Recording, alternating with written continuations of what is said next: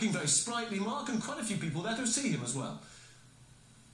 That's right, much quieter now than it was a few hours ago when hundreds of well-wishers turned out to see the Duke of Edinburgh stride towards the morning Sandringham church service here. And if he was trying to send a New Year's message, it was clearly this, that he's now firmly back on his feet.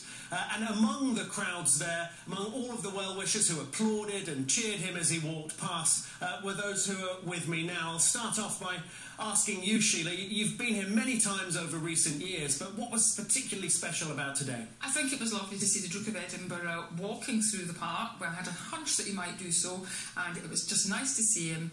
And then it was at the Queen's side as he came down the path after having been at church, and everybody clapped. I think everybody that was in the park was delighted to see him, and it was a lovely atmosphere and a nice way to spend the 1st of January. Was there an enormous sense of goodwill? I could feel it towards the royal family this morning. Yes, there was, and there was indeed last week, but I think particularly this morning because there was the Duke of Edinburgh back where he wasn't last week by his wife's side, and at the start of this special Diamond Jubilee year, that's where we want to see him. Thank you. And also, Freedom Scott, you were there as well. Did you get a chance to speak to the Duke of Edinburgh yourself? No, not at all, because I was about to talk to the Queen and he just zoomed right by. So zooming by in good health, but you did speak to the Queen, I believe?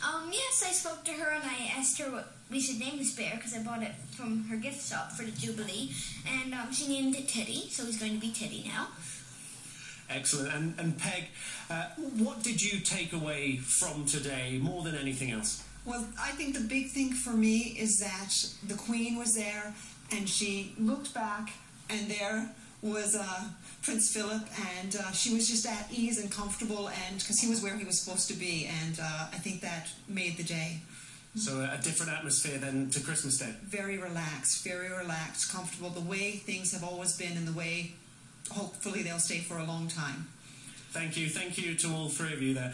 So a flavour of what some of the hundreds of well-wishers are taking away from their visit to Sandringham here this morning. But for the Duke of Edinburgh and for the royal family, a much happier New Year's Day than Christmas Day, when of course Prince Philip was still in hospital.